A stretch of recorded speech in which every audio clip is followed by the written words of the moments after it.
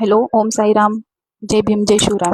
2 दिवसापूर्वी मी एक व्हिडिओ टाकला आणि त्यात असं सांगितलं की माझा छोटासा ॲक्सिडेंट झाला. तर अनेकांनी माझी चौकशीसाठी मला विचारलं की तुझी तब्येत ठीक आहे का? जास्त तर लागलं नाही ना? किंवा काय? आणि अनेकांनी असे प्रश्न केले की तुझी चूक असेल, तुलाच गाडी चालवता येत नाही, महिलांना तर गाडी येतच नाही, पायाने ब्रेक लावतात, लेफ्टचं इंडिकेटर देऊन राईटला वळतात वगैरे वगैरे काय काय काय.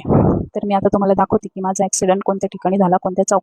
आता मी आहे शिर्डीमधील शिवसाकोरी या चौकामध्ये आणि हे समोर आहे पेट्रोल पंप. या एक्झॅक्टली या समोरच या डिवायडरच्या शेजारीच माझा ॲक्सिडेंट झाला.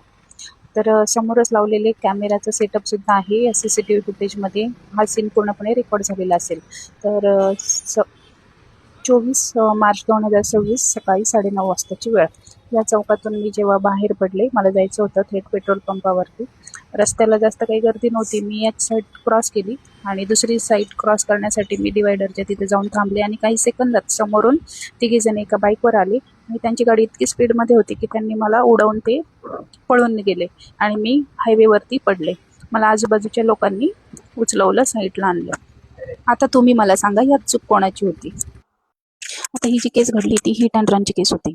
म्हणजे त्या मुलांकडून ॲक्सिडेंट झाला आणि त्यांनी तिथं घटनास्थळी न थांबता त्या व्यक्तीला उचलण्याचा प्रयत्न न करता ते तिथून पळून गेले.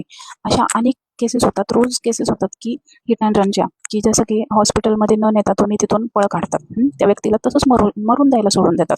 हे एकदम चुकीचं आहे. तुमच्याकडून ती एक गोष्ट चुकीची घडली आहे, तर तुमची जबाबदारी आहे की त्या व्यक्तीला हॉस्पिटलला नेण्याचं काम करायचे, लवकरात लवकर त्याला मेडिकल ट्रीटमेंट पोहोचवण्याचे तुमचं काम करायचे आणि तुम्ही तिथून त्याला उडवून पळून जातात. किती निर्लज्जसारखी ही गोष्ट आहे, किती निर्दयी ही गोष्ट आहे. असं कोणीही करू नका प्लीज. तिथे त्या व्यक्तीला हॉस्पिटलमध्ये नेण्याचा प्रयत्न करा, त्याचा जीव वाचवण्याचा प्रयत्न करा. तुम्ही जर त्याचा जीव वाचवला ना, मी जरी सांगते की ती व्यक्ती तुमच्यावर कुठल्याही प्रकारची केस टाकणार नाही, कारण तुम्ही त्यांचा जीव वाचवला आहे आणि कुठल्याही जीवापेक्षा कोणती केस मोठी नाही आहे.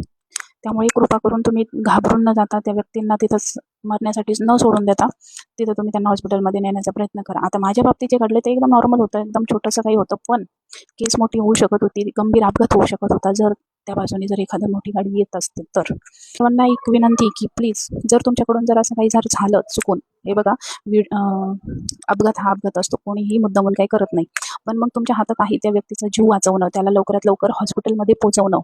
तुमच्या त्या एका गोष्टीमुळे त्या व्यक्तीचा जीव वाचणार आहे. त्या व्यक्तीवर डिपेंड त्याची पूर्ण फॅमिली आहे, लहान लहान मुलं आहेत.